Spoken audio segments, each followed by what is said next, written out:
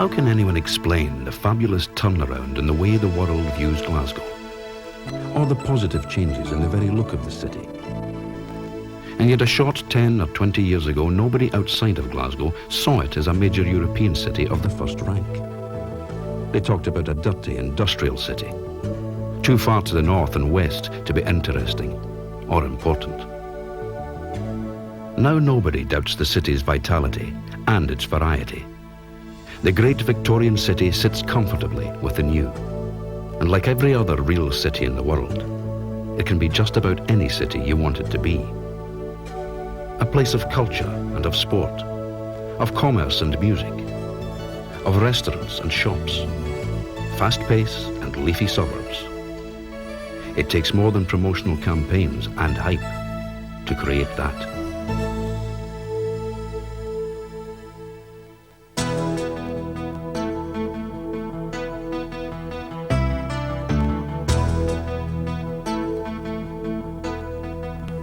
So what changed Glasgow and allowed people to see it differently? Well, certainly was a policy of tree planting in the 60s. And there was a city motorway that redefined downtown. And the stone cleaning that revealed the finest Victorian city in Britain. The private sector invested heavily in hotels and office space. But the city fathers had no access to unlimited billions to change the inner city. They had to make do and mend like any other local administration in the land.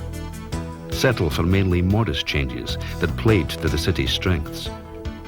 After all, there was something to build on here. Glasgow had been seen as a major European city over 600 years ago. Even before the Great Reformation in the Church, Rome, the centre of the world, had no trouble in reaching out to Glasgow and decreeing the city's oldest university into existence. If Glasgow was that close to Europe in the dark Middle Ages, what links could it forge in the age of communication? But all through the 60s, it seemed the harder Glasgow tried, the worse things became.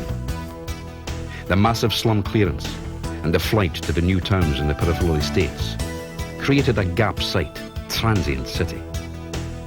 All change, it seemed, had to be on a massive scale, and the individual got lost among the big numbers. Not everyone wanted to be a pioneer. Not everyone hated the classic old tenement way of life. The only changes that would work had to happen in the old city. Soon, out of the upheaval and seemingly disastrous change, the best of Glasgow began to emerge. For anyone with eyes to see, there was a wonderful domestic architecture under the grime and soot. Not a garden city, of course, although there were parks in plenty, and all within sight of the hills and the Clyde estuary, the natural gateway to the Highlands and the islands. The deep water channel into the city is man-made. The locals like to say that Glasgow made the Clyde and the Clyde made Glasgow.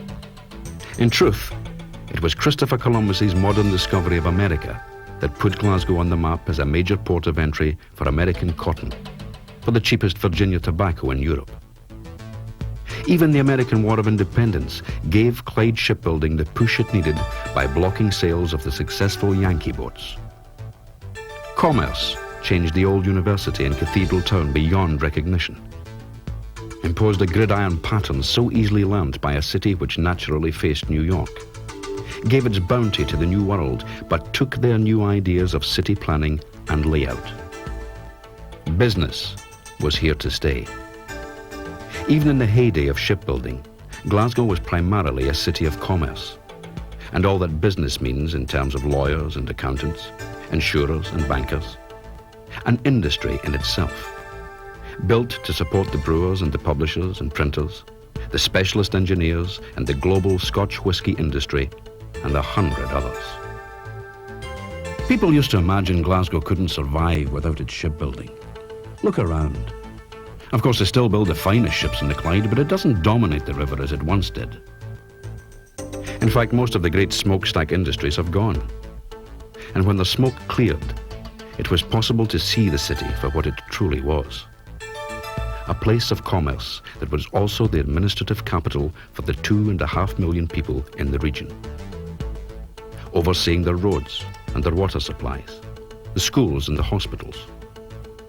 The centre for education, where 2 major universities will shortly be joined by a third, all within the city boundaries, which also houses colleges, offering vocational training in printing and building and food technology and management, and every major discipline. People tended to come to Glasgow to work or to learn. The world-renowned excellence of the medical and engineering faculties meant that they tended to come from all over. Until very recently, very few came as tourists.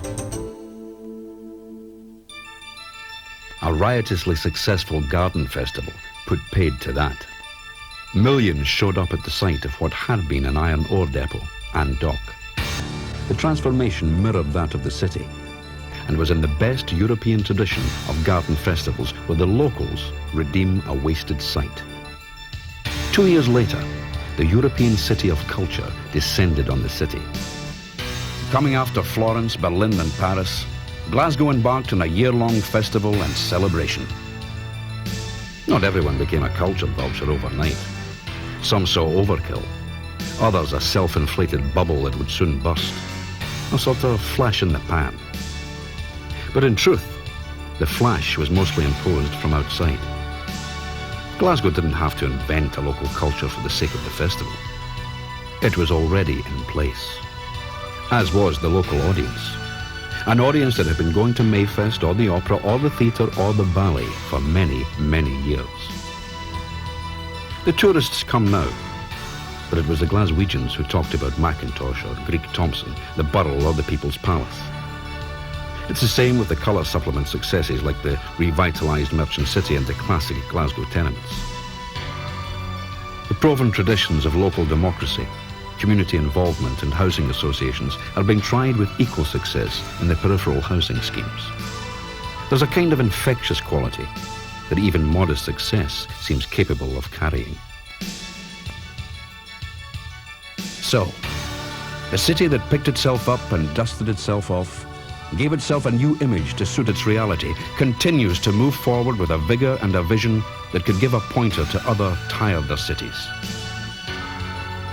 The same spirit of commercial energy continues to move, transforming the face of the city, surprising the pundits, but pleasing its punters. Perhaps we shouldn't be surprised at Glasgow's turnaround. This city has always had a vitality and dynamism, a life of its own.